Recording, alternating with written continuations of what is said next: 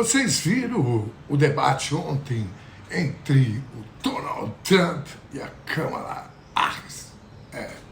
A tática do ódio.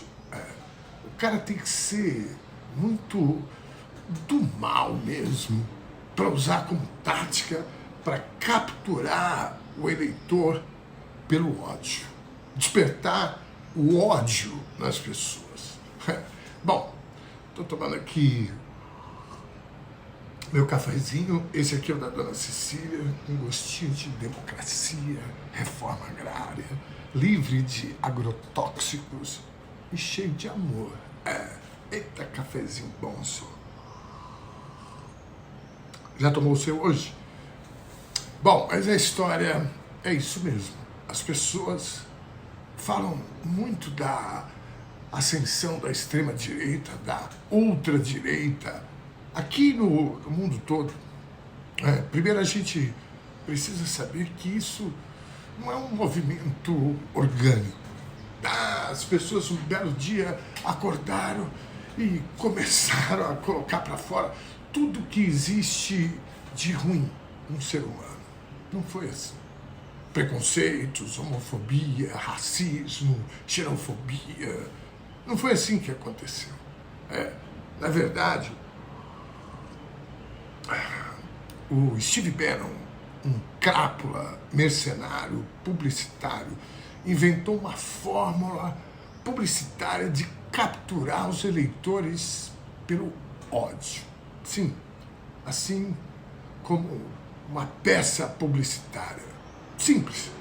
O cara mapeou, através de um programa sofisticado, todas aquelas pessoas que pelas redes sociais mostravam alguma inclinação, até incômodos com algumas questões. O aborto, as drogas, aos programas sociais que atendem, estendem a mão para as pessoas mais vulneráveis, aos pobres. Sim, tem gente que não gosta de pobre, acha feio, acha sujo. Esses caras mapearam as pessoas mais inclinadas ao fanatismo religioso. Isso é muito simples, é só você olhar o perfil das pessoas. E um programa pode separar essas pessoas por grupos e passar a bombardear essas pessoas com fake news, com mentiras absurdas sobre esses temas aí. Com isso, eles criaram um fenômeno que se chama viés de confirmação. As pessoas acreditam em qualquer coisa apenas para confirmar aquilo que acreditam, as suas crenças. O cara é contra as drogas, aí aparece um cidadão falando, acusando um determinado político qualquer de ser a favor das drogas. Fizeram isso com a Manuela Dávila. Vocês lembram disso, não? Várias fotos, várias montagens foram feitas que associavam a Manuela ao uso de drogas. Umas coisas horríveis. O que essa moça foi agredida, linchada nas redes, foi um absurdo. As pessoas desenvolveram um ódio por ela, assim como várias outras pessoas. Os médicos cubanos, vocês lembram disso, do programa Mais Médicos? Parte da população brasileira passou a odiar esses médicos depois de várias fake news, mentiras sobre eles ficarem rolando nas redes sociais. Que seriam guerrilheiros do Fidel Castro, disfarçados de médicos, que não tinham qualificação técnica. Era comum você ver tias, senhoras nas redes compartilhando essas fake news com força, cheio de ódio. Eu lembro de uma cena triste, cara, num aeroporto. Uma turma se juntou para recepcionar esses médicos cubanos que estavam chegando para trabalhar, fundamentalmente em locais difíceis, sem nenhuma estrutura, que nenhum médico quis ocupar essas vagas para atender o povão mesmo. Meia dúzia de madames foram para o aeroporto para xingar os médicos cubanos. Ou seja, as pessoas saíram das suas casas para ir para o aeroporto xingar pessoas que elas nunca viram na vida.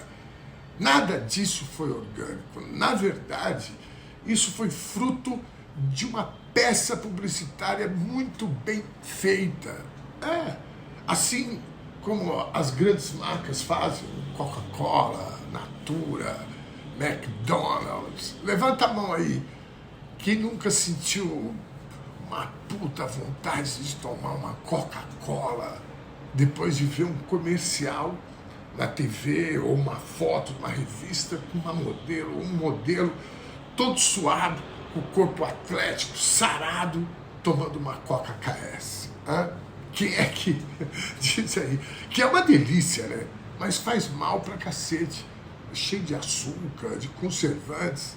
Mas aquela imagem, aquelas palavras, aquela trilha, aquele contexto faz a gente querer ser assim.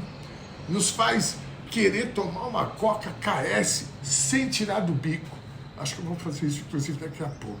Foi dessa forma que tanta gente foi capturada pelo discurso de ódio, pelas propostas absurdas, bizarras, pelas mentiras horríveis.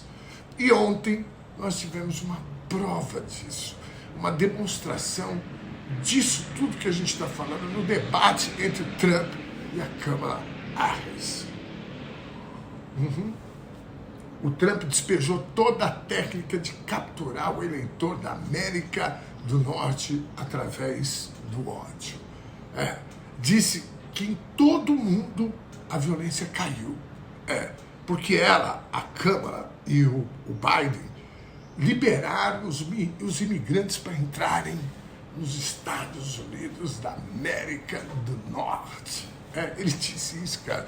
E que todos os países mandaram os bandidos, ladrões, assassinos para lá. Por isso que a violência lá nos Estados Unidos cresceu, segundo o Trump. Xenofobia.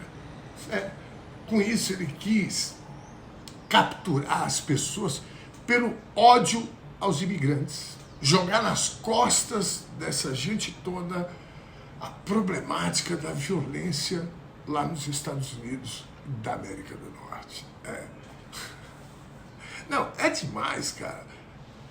Ele disse que os americanos estão tendo, que comer carne dos seus pets, cachorros, gatos, etc. Sim, que tem americano sendo obrigado, para não passar fome, a comer o seu cachorro. Foda, né? Vocês já viram isso aqui no Brasil, né? O Bolsonaro disse várias vezes que se o Lula ganhasse, a gente ia ter que comer os nossos cachorros. Cara, é de cair o cu da bunda, né? Quem não vai odiar um governante que vai te obrigar a comer o seu cachorro para não morrer de fome? Não é? É fácil. Olha aí. Em nenhum momento o Trump se propôs a discutir propostas. Aliás, quando ele foi acusado pelos jornalistas que estavam lá, ou pela própria Câmara, né, ou perguntado sobre o 6 de janeiro deles, ou pelas dezenas de crimes que ele já foi formalmente acusado, ele respondia com essas mentiras absurdas. Ela vai fazer você comer carne de cachorro. Portanto, amigos e amigas, nada disso que a gente está vendo aqui no Brasil e no mundo todo é orgânico. De verdade, não é um levante espontâneo. Isso é uma tática publicitária que, aliás, já elegeu o Trump uma vez e o próprio Bolsonaro aqui. E a sua turma toda, Júlia Zanata, Nicolas Ferreira, Gustavo Gaia, Carla Zambes, aquele que está preso, o Daniel Silveira, e infelizmente ainda vai eleger muita gente nessa eleição. E eu, gente, eu penso que é através das redes sociais que eles disseminam essa cultura do ódio em escala industrial. Por isso é tão importante a regulação, a regulamentação das Big Techs. Enquanto a gente não consegue fazer isso, a gente tem que contar com a justiça, que também é acuada por essas mentiras, mas tem reagido. O novo expoente dessa barbárie está disputando a eleição na cidade de São Paulo, o tal do Pablo Marçal. A justiça já bloqueou as redes dele, não pelas mentiras que ele tem contado, não foi por isso não, mas porque ele tem usado essas técnicas publicitárias que ferem o jogo eleitoral, e aí bloquearam as redes dele.